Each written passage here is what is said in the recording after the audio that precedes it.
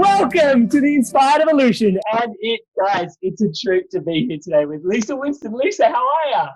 Oh my God, since seeing you, I'm like off the charts, amazing. Touch wood, keep me humble. Guys, tuning into Lisa for the first time. She's a best-selling author, TV personality, host. She's a speaker. She's an intuitive mindset strategist. She's been a vocalist and a band for 40 years. So there's a lot going on in terms of music, frequency, vibration, and how like our mindsets. And so there's just so much goodness in this space. Lisa, it is such a treat to have you here today. Thank you. It is a joy to be here. I'm honored. So I'd love to dive into just quickly, there's a conversation that you're consistently having, which is around surrender. And I know like recently it's been kind of my agenda to leave the kind of punchline of the podcast that I'm looking for, instead of leaving it all the way at the end, to start and open with that to kind of see where the conversation will take us, just in the effort to try and get as deep as possible through the episode. So yeah, the conversation around surrender, it's a deep one. It's an intention that I've been sitting with for the last 8 months, and maybe 9 months now. And it hasn't been easy. It took a lot of things for me to actually come around to surrender, because for a long time I heard this conversation around, spiritual, like a lot of my spiritual friends were like, just surrender. And I was like, stop giving away your power. And they're like, surrender, just trust me, you have to learn to surrender at some point. And I'm like, nah, man, I'm not giving away my power to nobody. So can you tell us a little bit about what surrender means to you?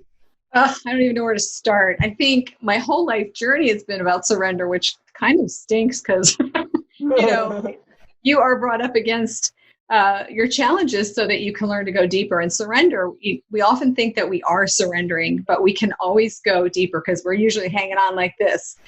And for me, it really started back in 2007 when I lost my house to wildfire in 10 minutes. And then 2 months later was diagnosed with breast cancer. So I thought that I had it at that point, right? I got a big plaque that says, learn to let go. So I wrote about it.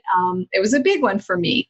And it was interesting because it came on the tail of, after reading Eckhart Tolle's books, he talks about dying to self. And that's, dying, to all the things, the material things and all the things in your life before you die. And so that was my prayer. Spirit, help me die to self. Well, be careful what you pray for. So that's what happened, the house, the fire, all that. And then, of course, both my parents passed and I assisted with both of those. And that was really difficult. And then, as I told you, there's been a lot of other things going on. But this past year, Joe and I got back from being in Italy for a month, and my partner, Joe Vitale. And I collapsed and didn't know what was wrong, and found out I was diagnosed with Neuro Lyme Disease that I've had it in my body for 50 years, but my immune system went down. So it was really interesting because once we think we have it all going on and we've got the concept and we know what's going on, then life goes, okay, all right. If you're going to teach this stuff, you get to practice it. And I really lost it during that time. I had no faith. I thought I was being punished. I was angry at God. I felt unsupported.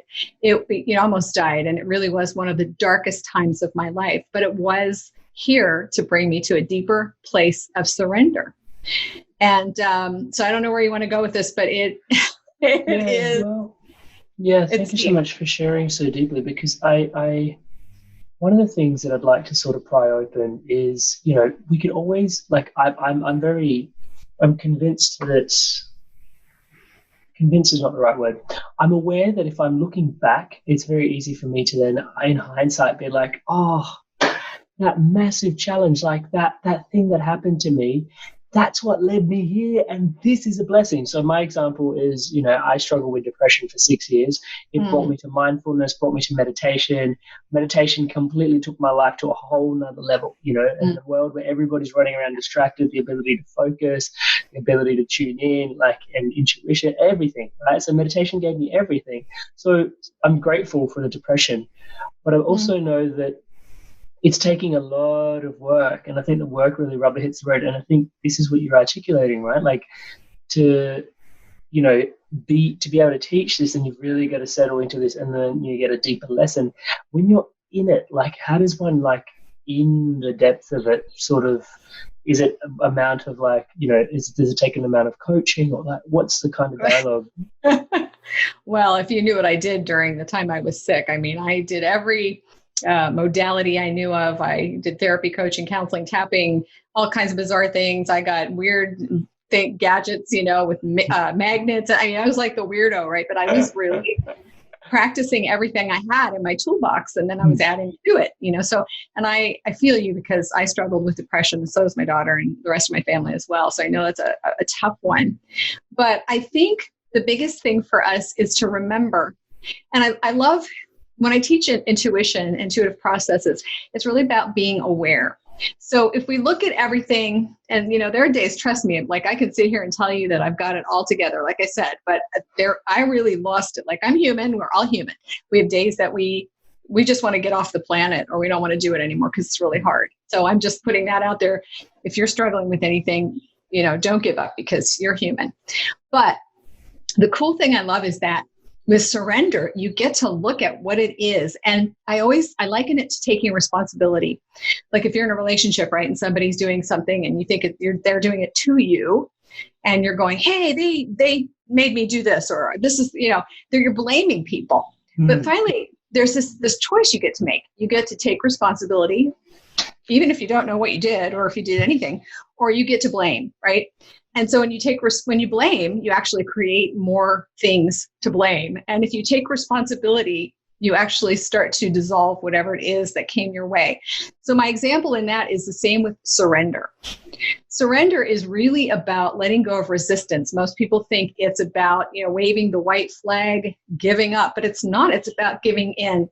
And Joe and I have really been on this path of discovery the last year as well, because we talk about affirmations, the law of attraction. We talk about all these things that we have, and we believe they work. We know they work. We see they work, but there's still this energy that we can't control, these things that we can't control. And that would be source, the universe, like what's happening to us right now, right?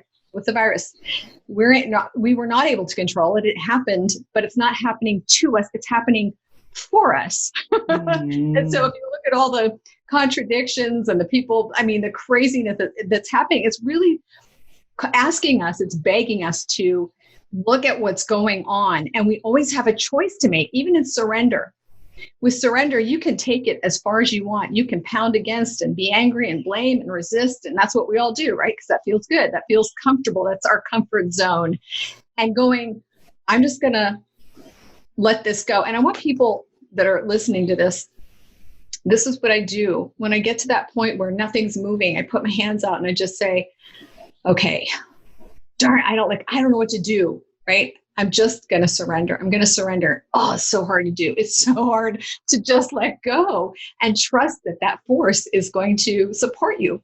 But when you do that, it's unbelievable. It's like magical and miraculous. Things just open up. Things dissolve. So again, it's in any responsibility, taking responsibility, surrender, letting go. It's about making a choice and then taking action to do it. And it literally is a choice. And I love to tell people to practice, stay in resistance, see what that feels like for you. That's a great hack. Yeah. Right? Yeah. And then try the surrender thing, even if you don't want to and you don't know what it's going to feel like or whatever, just do it. And I guarantee you will see a huge difference and you will see a different outcome. So it is a pretty cool thing to tap into. I'm not saying it's easy. And I think that even though I've gone deep this past year, I'm sure there's more. I hope there's not too much more. And so tell us a little bit about what your thoughts are. We're going through a very interesting time at the moment with, some people are finding it more challenging now than ever before. There's, we've got the pandemic itself. We've got the pandemic of fear that's associated with it. There's a lot of blessings that are coming through as well, as you were revealing. So, how do we learn to surrender to something that is such a challenge? And it's not just our challenge. It's almost like having a collective challenge just invites us to drop into that victim so much more readily, so much more easily. It's just everyone else is struggling. I'm allowed to have that victim dialogue. So here I go. And by no means am I saying victim dialogue and saying, people don't have challenges. Absolutely. We've got elderly family members that we're concerned about as well, in this time. So it is real. Oh, yeah, it is. And I mean, it's not, we all have a tendency to go into victim mode. We do. And it's okay. Again, we are human. That's part of our humanness. So we're always teaching, like we just did a masterclass for 8 hours last Saturday, just for free. It was supposed to be a paid masterclass, and we just decided because people out of work, we wanted to support people. And so we did that. So we really talk about being productive. Like for me, future pacing what's happening in my business, writing my books and doing videos and stuff like that. But I have days too where I don't feel that great. I have days where I feel depressed. I have days where I feel anxious. And some of those days I'm not productive. So we're all going through this myriad of emotions. And so it's really great to just honor whatever's coming up for you. There's no judgment. There's no blame. There's no obligation to do anything. It's just a suggestion. But I really believe that this world is being given a huge wake-up call. I mean, you and I and everybody that's here right now, we signed up to be here in this time. And this is unprecedented. And this is a miraculous time. It's hard, but my God, look at what we're going through. I believe we're getting ready to create a new earth, a new way of being. And if you talk about transformation, which I love transformation, I don't think it's easy to go through because I've been going through it. Yeah. When you get ready to transform, when things are, have to change, they have to collapse. They have to emulsify. Everything has to, kind of liquefy in us and also in the political systems, the governments, the world. Things need to collapse before they're able to regroup in a better way. And so I really believe we're going through a time of transformation. Is it painful? Yeah, it's painful. But is it scary? Yes, it's scary. It's the unknown. But in reality, everybody, every day is the unknown. You have no idea what's going to happen in a day, right? So it's kind of like just going with the flow, honoring your emotions, being cognizant of other people. There's so many people who are not staying in or doing social distancing, which really bugs me because it's not all about us, it's about other people. Mm-hmm. So you're always going to have people that resist and you're always going to have people that support. But I really feel, again, this is the gigantic universal wake-up call. And I think it's going to affect a lot of people, and it's definitely going to change the world. Yeah, I agree. There was something you were sharing about, and this is, I had to flag this. So the reconciliation of, what is happening to us versus what is happening for us in the surrender. So, it's a it's a really interesting way to sort of, obviously to look at it in terms of, yep, everything is happening for me rather than happening to me. But the thing that was really noteworthy for me was, of course, like with all the work that you and Joe have both been doing, and also yourself with like the Turning Point Intensive, it's, there's so much space for the dialogue just to be about, hey, yes, there's positive affirmations. Yes, there's a law of manifestation. Yes, there's a law of attraction. Yes, I can focus. Yes. But then you just said, like, openly that, there is that space where there are energies from source that we can't control. And just full transparency, for me, the conversation around surrender started when one of my mentors, she passed away. Oh, and I was in this headspace, and young adolescent man, great lesson to learn really early on in hindsight. But it was legitimately that, like when we would interact, I was holding this space, this frequency, the conversation and dialogue openly with her was, I can't wait for the other side when, we can go to the park or we can go to these walks, and I was doing that because I was like, and people were coming up and saying their goodbyes to her, and I was infuriated with them. Inside I was burning. These were all my friends because that's my mentor was also my friend. But inside I was burning up at my friends. I was like, don't say your goodbye. She's not gone yet. Like, if you keep holding that frequency, she's going to go. And you can imagine, what happened to, I guess that little the massive pain body when she passed. Then it was like, oh, actually, there is this thing called death. There is this whole, there's this energy of source, and I have to honor the integrity of, how this whole fabric that gives us the opportunity to sit here and have these conversations is woven together, and that's a necessary part of it. But that was huge, and that brought me to surrender. And so I kind of put it as in, like, when I'm having a conversation, like the whole life I've been focused on, like, this 5% of the pie. Right. and just thought like, yep, like I can set my goals, I can set my trajectory and like everything. And I'm like dialing it in. This 5% of the pie, I'm just dialing it in to push myself and take myself as far as possible.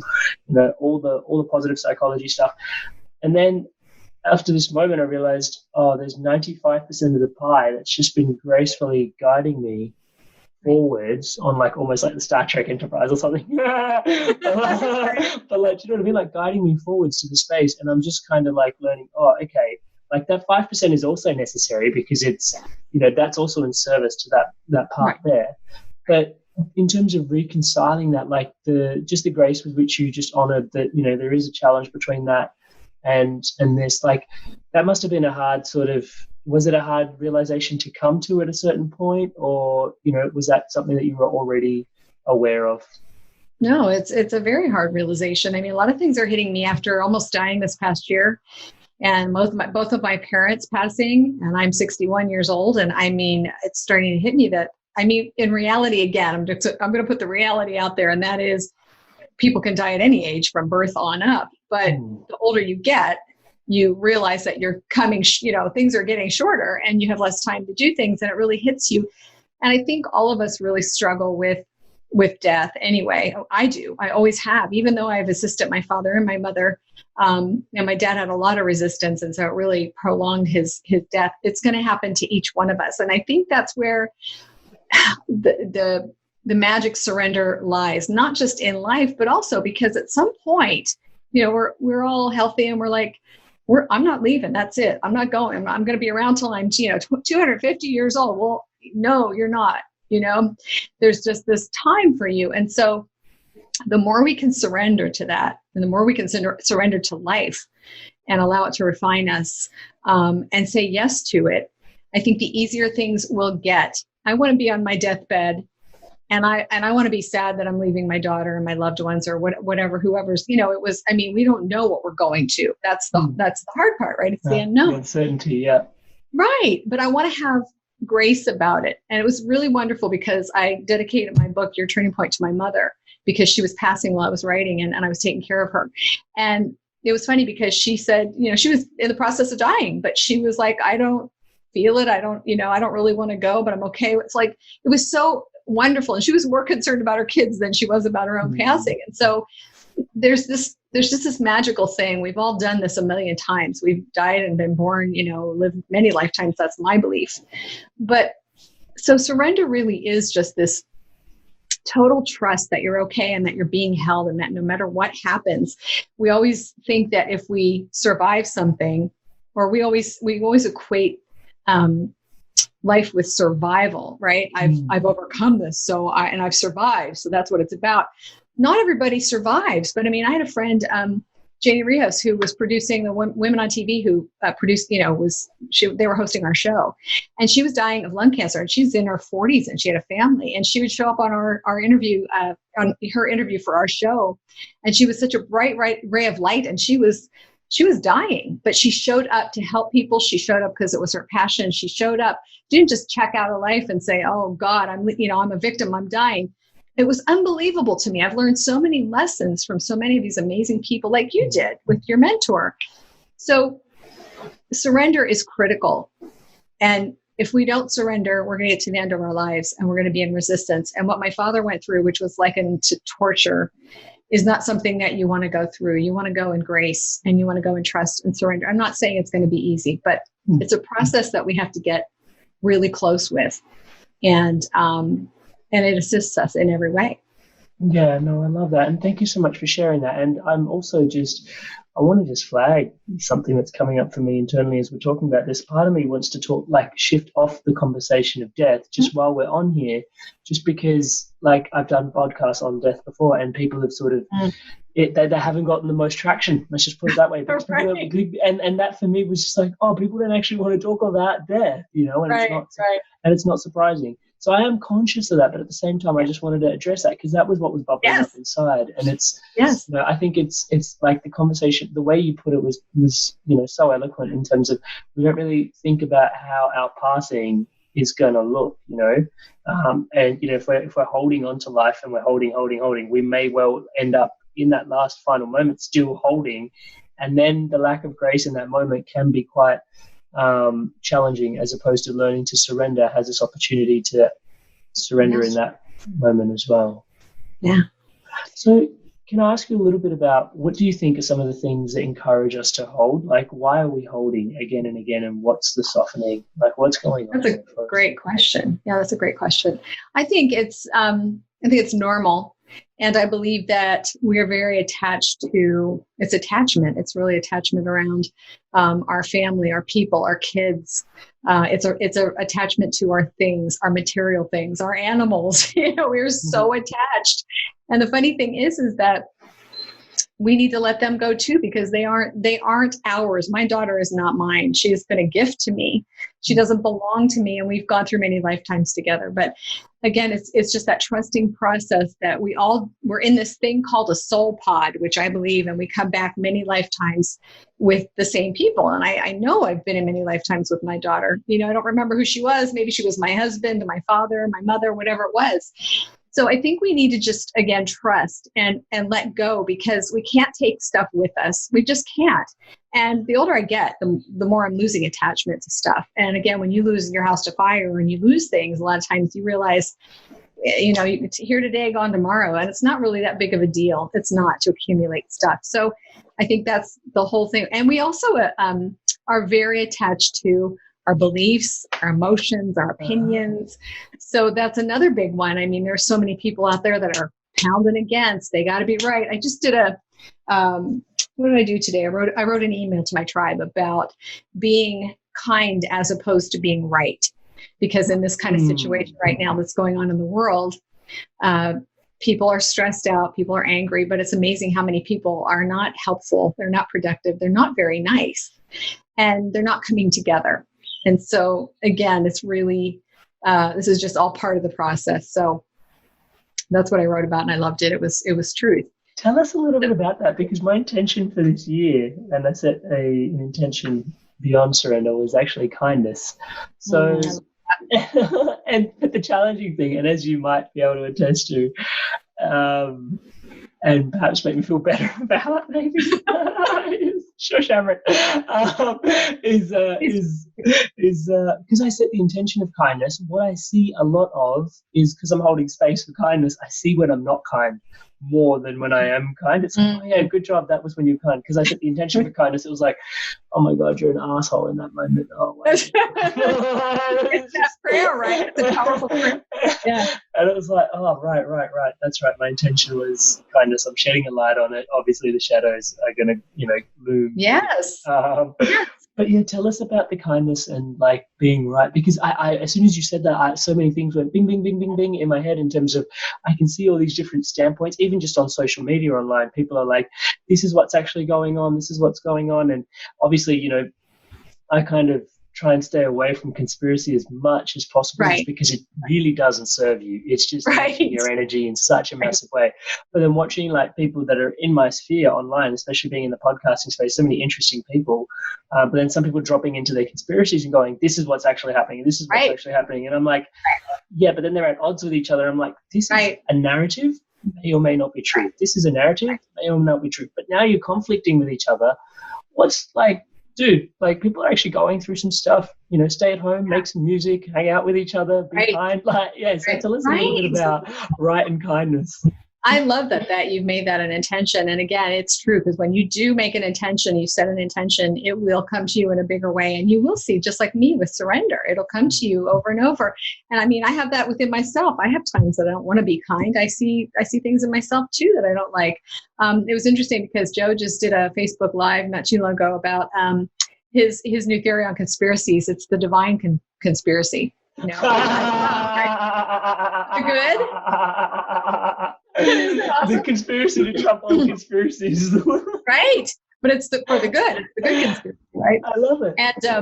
And we, when we were in LA not too long ago for a movie premiere, I met Doug Vermeeren because he had actually interviewed Joe, and he has a kindness project too. So there are a lot of people out there doing good things that we don't even know about, and really focusing on kindness. And I don't think there's enough of it really, but I saw the same thing. I have like a neighborhood group that I visit, so in the community that kind of gives, inspiration and tips and things, within the community. And the other day I woke up and they were griping about Trump and they were griping about the conspiracy theories, and people are like, this isn't true.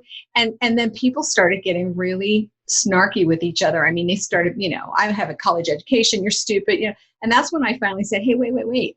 We're supposed to be coming together in this time, not badgering each other and, bashing each other. This isn't a time for that, because everybody is going through something. They always have that saying that we have no idea what someone's going through. So don't judge, because we all are affected by this in our various ways. And so I think it's a choice. I mean, seriously, all of the things that we do in life are choices. And I'm not looking at good or bad, but I'm looking at choices like kindness and not being kind, or responsibility and not being responsible. You have a choice. And when you make that choice, we always say we want to see the world change, but we have to really truly be that change, because the world is a mirror of us. I mean, internally, right?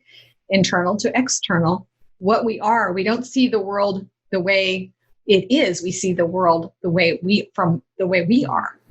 And so if you want to see more kindness and more things in the world that are kind, be more kind. If you want to see love and more loving things, be more loving, be more generous. It's just that law. It's just the law of cause and effect. It really is. And so, and again, you can't bash yourself for being unkind or having moments, because again, we're humans and we're emotional and we have these, but again, it's not getting immersed and not being so hell-bent on your way being the right way, because nobody's right. Everybody has an opinion. Who's right? We don't know who's right. And as far as the government goes, how would I know in a million years what's really truth? What's going on? So that's where we have to just kind of reel it in. And we get to choose to be kind. Or I left that group. I just said, hey, I wish you guys luck, stay safe, but I'm out. I'm out of this group. And so I suggest to everybody, if you want to be kind, you want to practice those kind of things, just move away from the groups of people and the negativity, so that you can be the source of inspiration. You be the source of light. Gotcha. You are a bright light. I told you that, you really are. So, and that's beautiful, because that's attractive. That's attracts people to you. That's kindness. That's love. How do we choose? Oh, that's a great question. Okay, let me see what's coming forward. How do we choose? Well, again, I'm going to go back to this exercise, and I want people to, can I do the exercise real quick again about responsibility?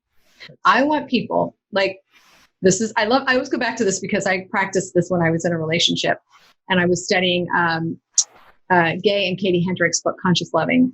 And it was about taking responsibility in relationships for everything.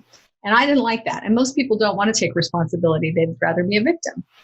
So whenever you're in a situation where you're uncomfortable and something's coming up for you, just say responsibility. Again, I'm just going to give this example for people to try this. You have to learn from example, right? So somebody does something to you. They make you mad. They say something. They accuse you of something. And you're sitting there like something hit you like a ton of bricks and you have no idea. It's like, well, I didn't do anything wrong. And then you do this. You go, you're the one that made me do it. And in my relationship, I used this as a practice. Whenever that happened, I had a choice. So I would choose and I go, okay, let me see what happens. So one time I would choose and go, okay, he made me do it. I didn't do anything. I'm not going to take responsibility because I didn't do anything wrong. That's it. That's what I know. And for 3 days, we didn't talk. Silent treatment. It was horrible. It was awful. I was angry. So that passed. Next time it happened, I sat there and I went, I don't know what I did. I didn't do anything, but I'm supposed to take responsibility. I don't really want to take responsibility because that sucks. And I didn't do anything wrong. So you're going to hear your mind chattering because your mind, that's what it does. It's you can't solve a problem from where it's created. And your mind just does that. It's like the monkey mind. And so you have to listen to the conversations in your head. And then there's a point where you have to surrender to the right decision. And just even if it's an experiment, what do you have to lose? So that in that moment, I said, okay, I'm just going to surrender. and it felt awful. My mind was like, oh, you loser. This is so not right. You are not responsible. Your pride right? takes a hit, doesn't it? Yeah. Yeah. And the funny thing is that the moment I said it, even though I didn't feel it, surrender. I'm taking responsibility for this, even though I have no idea.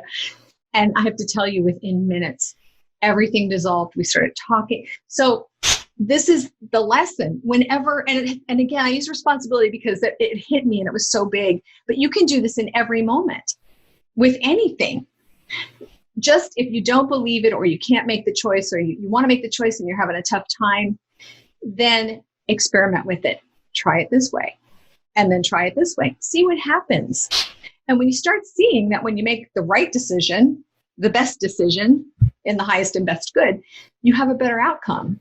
So that helps you to choose every time. It's like almost like creating a habit by experimentation.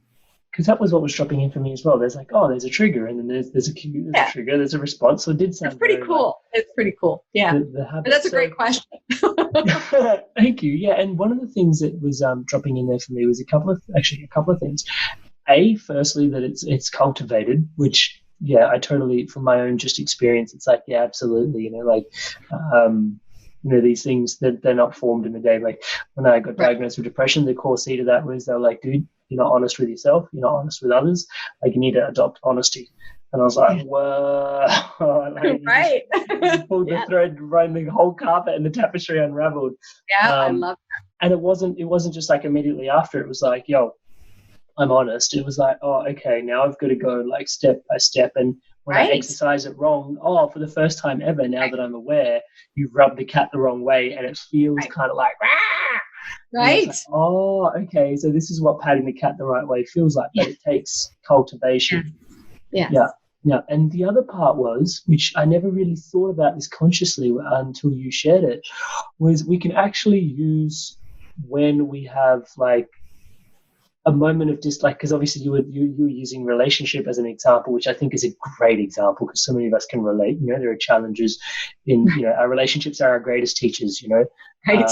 We've had people on before, and one of my favorite realizations from the Untitled Chapter podcast was interviewing someone named Vitale. He's a dear brother here in Australia, and he said, my family is my altar. Yeah. And that's like what I come to pray at. So like, if there's things that are not working or things that are working, have a quick look, like check in inside, like what's going on here. But that relationship one's really strong. But then when you just articulated, I realized, so when things are not working out, there's also an opportunity for me to see, hey, what choices did I make? What choices didn't I make? Yes. That are leading to, and so again, bringing it back to choice, which is, really deep conversation. Thank you so much for sharing that with us. And I love your awareness, because you have to be aware and you have to be willing to take responsibility for your actions, and you have to do the work. I mean, there's so many people that want the magic pill. For years I bought so many books and CDs and courses and did programs and, Qigong facilitator. I mean, I did everything because you always chip away at things. But in reality, you have to really commit on a bigger level. A lot of times people buy courses and they sit there, they never do them and they never practice them. So I love that you go deep, and that's the only way that you can really get to know yourself at a deeper level and change and start, peeling those layers away like an onion. You have to do the work. And so I love that. I love how awake and aware you are. It's beautiful. So let's dive in. So we've talked about kindness. We've talked about surrender. We've talked about the potency of choice, which was, if there was anything to take away from the podcast,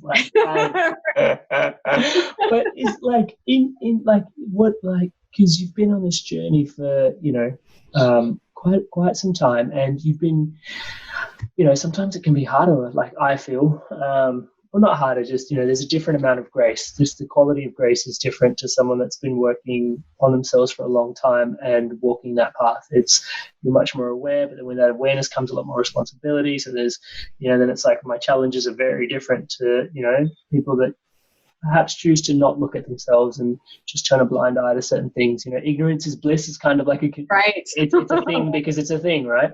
And so some of us don't want to reveal our stuff, but it seems like, especially in the space that you're in, and the work with Joe as well, it just seems like you're consistently on a journey to reveal stuff for yourself, for, what's going on, the world within, the world without.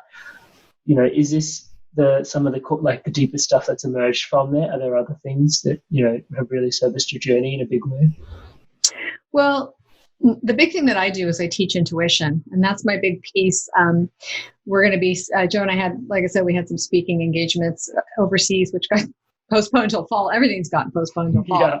But I've got really taking a breath. Right, exactly. I mean, what else are you going to do? Right.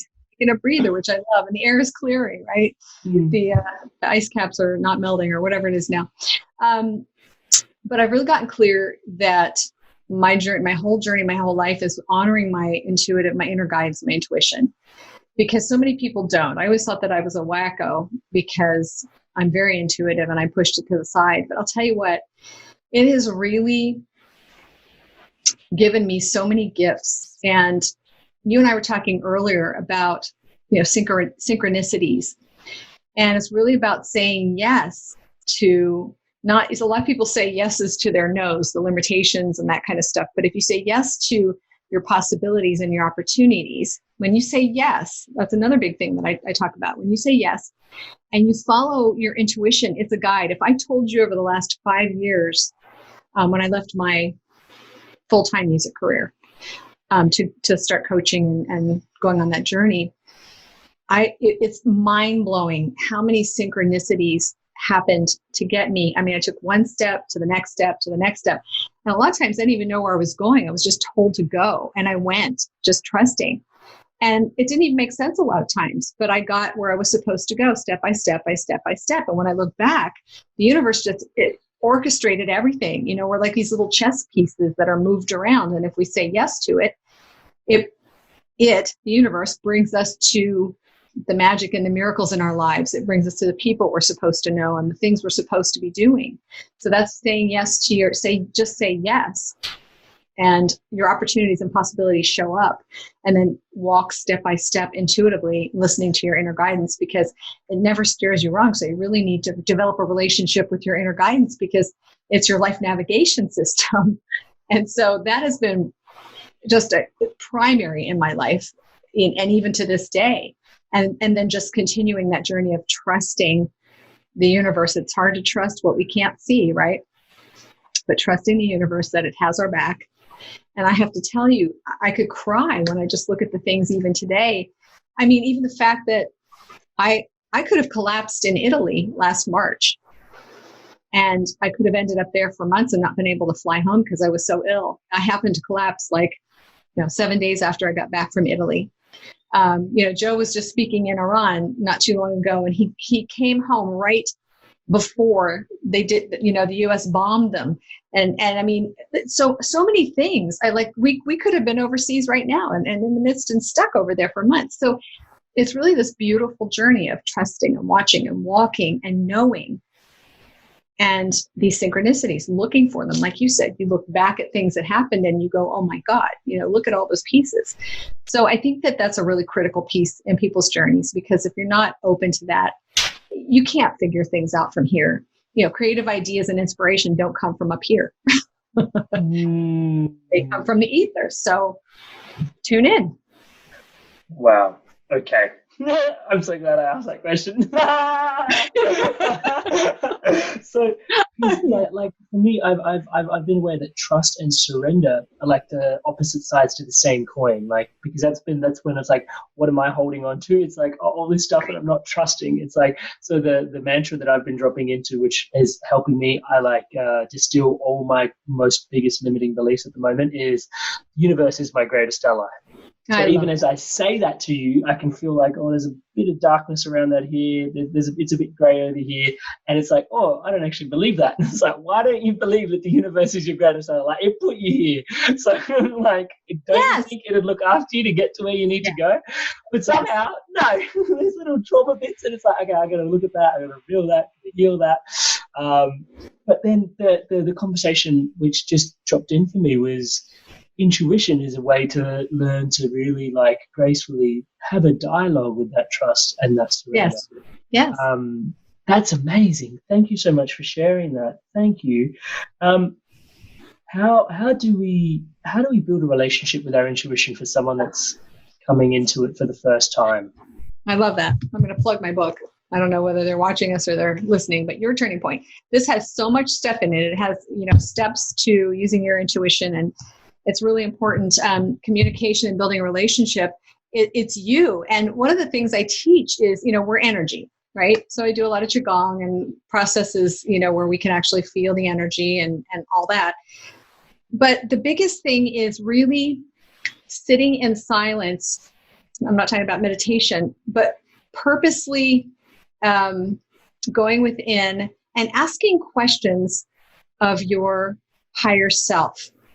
And that's a tough one. I worked with a group from Australia, actually, years ago that came over here to the States. And I was living in Malibu, and we were doing sessions and stuff. It was the UI group. And I was actually working with them and for them.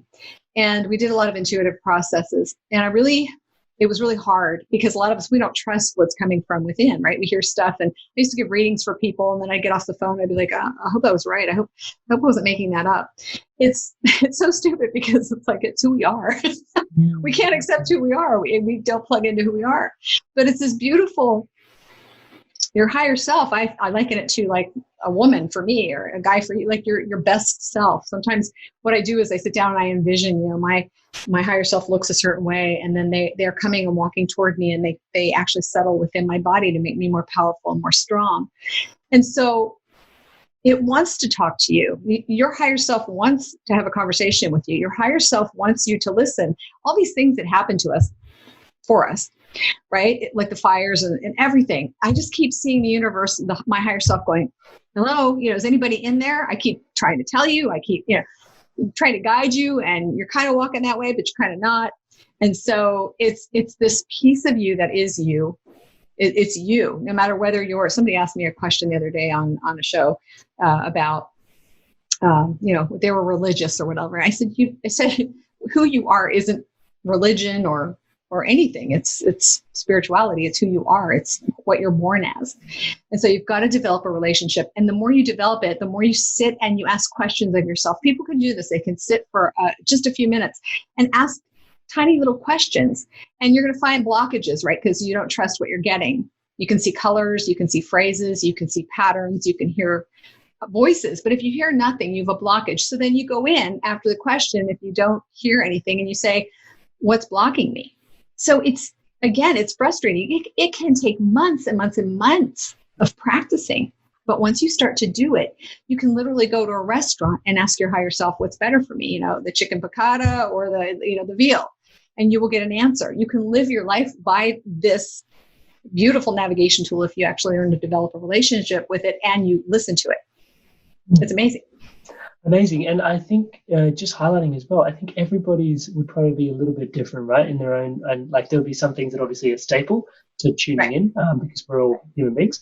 But I think we all learn in different ways as well. Like I kind of know that for me, I get this impulse in my gut, which kind of just goes yay or nay, right. It's just this little, and it surprises me how much we kind of have the dialogue in society already around gut instinct.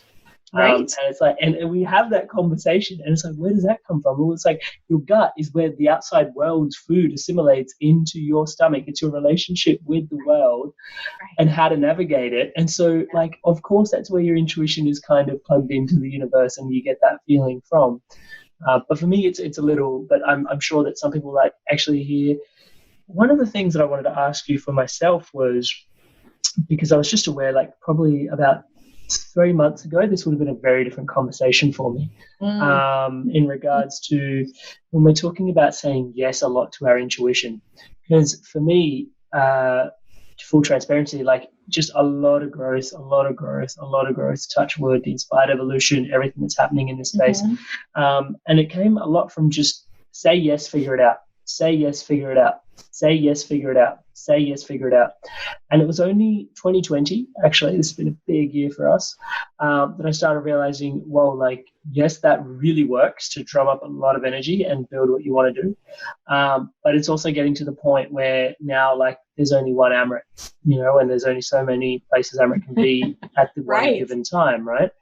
And so that became really challenging because I continued to, and I still haven't fully resolved this. Like, my natural inclination is like, opportunity, yes, absolutely. Right. You need someone to come deliver a meditation, absolutely. Do you know what I mean? It's like, we need someone to, like, local community come give a talk, and it's like half your normal rate. Sure, I'm doing the work. I'm happy to help. Sure, here I come.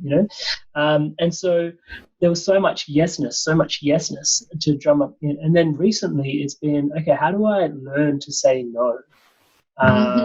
And that's been a massive thing. And I've had to sort of, and I just realized in there, like, I'm not really learning to say no. I'm just tuning in to sort of go, okay, intuition doesn't feel so good about this one. It feels less like zingy, if you will, or something. Yes. And that's been like a massive tool. I love that. You're so awesome because you're so intuitive. And that's a great point too. God, we could talk for hours, I think, not just an hour, but what I love about that is it's truth.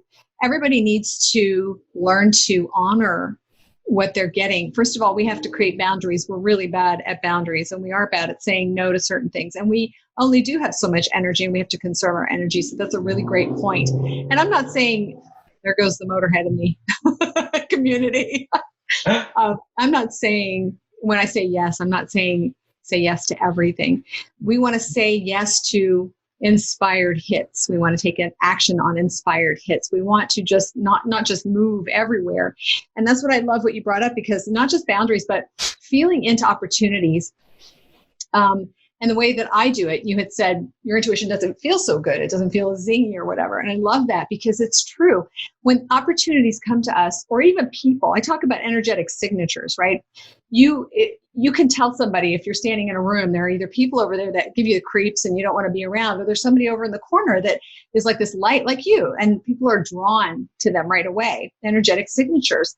It's the same thing with taking inspired action and knowing whether a choice, like if you get two hits that seem like they might be both, viable, we're not really sure. So what I always tell people to do is to feel in, to ask yourself, first of all, this is all about feelings too, like you were talking about zingy. This is about feelings. We need to feel into our bodies. What are our bodies feeling? And so if you have an opportunity that comes forward, or even if somebody asks you a question and you want to figure out whether it's the truth or it's not the truth, or if it's a good person to go with or not a good person to go with your gut feelings. In other words, if the hair stands up on the back of your head, it's a no-go. Truth feels light and easy and airy. And when you hear truth about an opportunity, person, whatever it is, there's no conversation around it. You're not going to hear any mind chatter. But when you're saying, when you're hearing things about, non-truth, you're going to feel a heaviness, a stickiness. You're going to feel a conversation. Like when you try to make a decision about something that's not non-truth, or something that's not in your highest and best good, right? You're going to make a decision. Your mind's going to be like, well, I don't know, maybe you should. Well, you're literally going to hear a conversation, right? So truth and knowing which way to go and knowing which opportunity to take is easy, light, effortless, flowy, zingy. Non-truth is heavy, sticky, doesn't feel right. And conversation, always listen for the conversation in your head. If there isn't one, you're going in the right direction. If there is one, your mind is in the way and there's something not right there. So thank you for bringing that up, because that is so important. Thank you for sharing so eloquently. That is amazing. So one of the things that I am conscious of time. So I just wanted to tune in and say, like, let's just I'm glad we started with surrender so we could go all the way in. One of the things that has been the deepest fascination of mine, and I guess I'm just going to take some of this time for myself and just to share that with others, is you mentioned the word, where do your creative thoughts come from? They don't really come from us. They come from the ether. I know that might just be a word to some people. I think about the ether quite a bit, just because when I sort of drop into, actually, just to bring the conversation full circle, we talked a little bit about conspiracy theories. It took me a while to realize that they weren't serving me, because for a while I was trying to become informed, and I've got my fingers in quotation marks for those tuning into the audio as I say become informed, because yes, you're gathering more information, but it wasn't really serving me. So what I realized in there was actually the things that really it comes back down to fundamentally as like 101 for me was earth, fire, wind, and water. Which was like, what am I eating good food? Am I drinking good water? Am I breathing well? Yes. Do I have a relationship with the sun? Is my passion alive and thriving? Basically that's what it came back down to. And it was like everything else that's subsidiary to that is not necessarily serving my highest good. Yes, it's in here to inform me in a certain way. But then that brings us to the conversation. There was always like this fascination when we talk about ancient alchemy with these 5 elements. So it wasn't just the 4. There was always ether. Some people call it space. So yeah, like, can you tell us a little bit about what your awareness of the ether is and what you believe it to be for you, and what's yeah. I mean, I don't think I have a lot of, I like to think I'm really woo-woo, but and I am. I could be, but I think you're quite grounded, mate. I'm keeping you. The ether for me is where all things are created, and I love that you bring the elements in and the things that, because we have to be a little bit of both. We have to be grounded, centered, and we have to be taking care of our needs from every level. So I love that you bring that up. That's really important. But the ether, again, it's like when I even talk about fear or what's going on right now, these conspiracy theories, like you said, and all that. What happens is, what I've seen over and over is that the more we talk about stuff that's negative or fearful, we literally, I always say that thoughts congeal in the ethers, because they do. It's remember, we're like radio, we're like antenna, right? And we're picking up on a signal. And so there are days as an intuitive, sensitive empath, I feel fear from the ethers. I feel the fear and the heaviness. And some days I'm like, oh my God, what is that feeling in me? But I'm feeling everything around me. And we always think about, well, people are across the globe. No, like they're here now. Everything is here now, right? In one big cloud. And so that's why you really want to tune into your own channel. First of all, like I said, get away from the negativity. I'm not talking about burying your head in the sand, but you don't have to be a part of the negativity. Don't attach your energy to the negativity in politics, religion, anything for any reason. And be your own, like you, bright light, emit the light, the brightness. Hang out with people that do the same kind of thing, people who are positive, doing good in the world and have certain thoughts. You want to start, you want to start your own happy party, and you want to put that out there, because it's really important.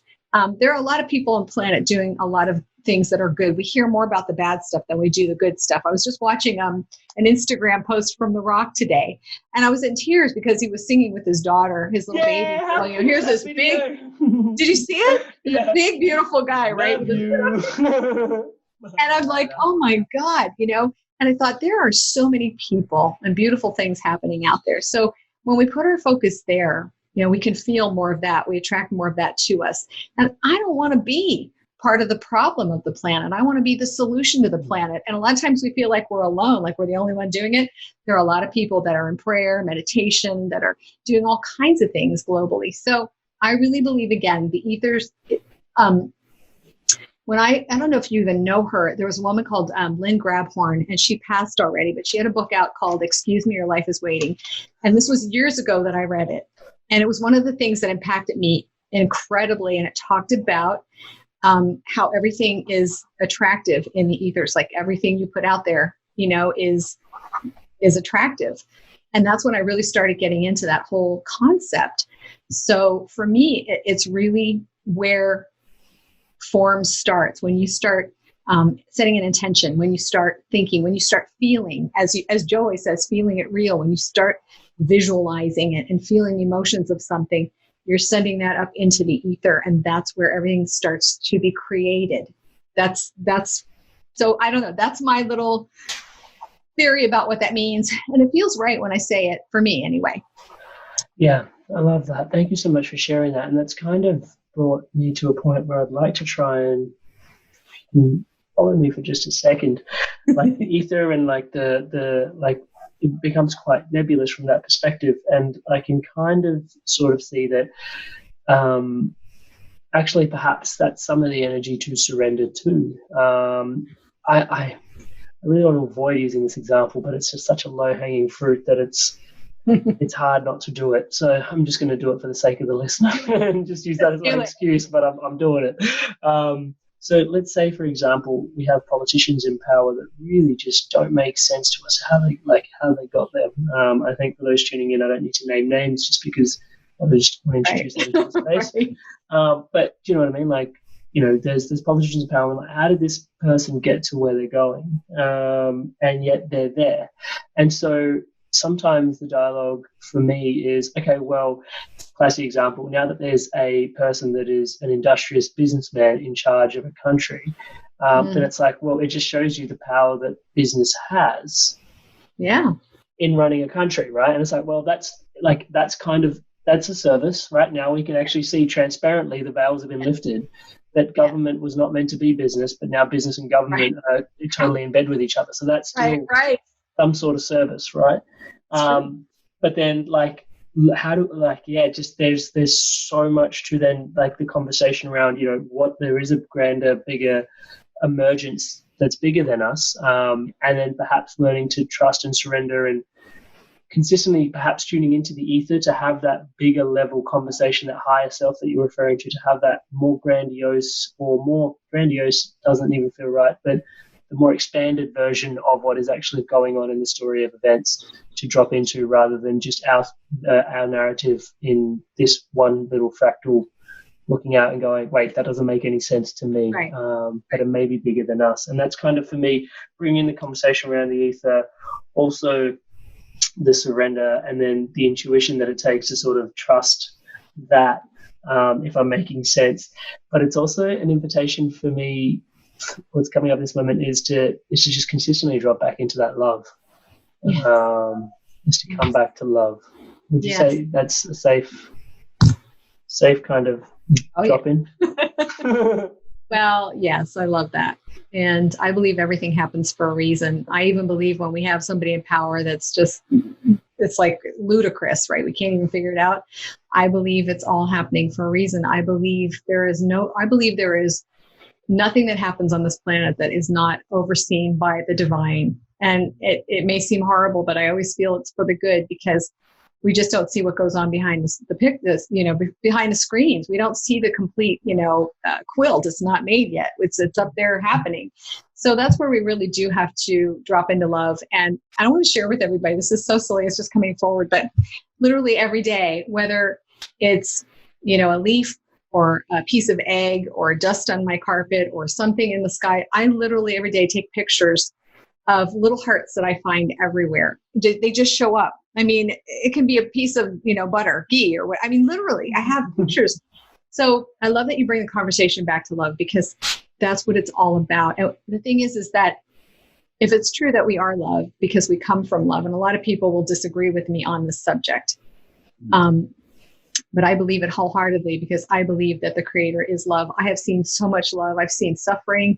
A lot of times I believe we create our own suffering. And then there's a lot of stuff that we don't understand because it's out of our reach, or it's just something that has been hidden from us. Beyond love our bandwidth. is always the answer. Yeah, love, coming back to love is always the answer. So again, let's try to be the love. It's so hard, but we don't have time.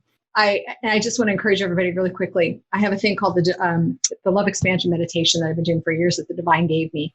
We don't love ourselves. And so everything we do is a projection of the non-love that we feel for ourselves, right? All the not loving people out there. So it's really great for you to get in touch, if you can, with the love that you are. And just briefly, my meditation is about sitting, and even if you don't feel love, just seeing love expanding out, in your country, your neighborhood, the globe, the planet, whatever, and just letting these ripples of love go out.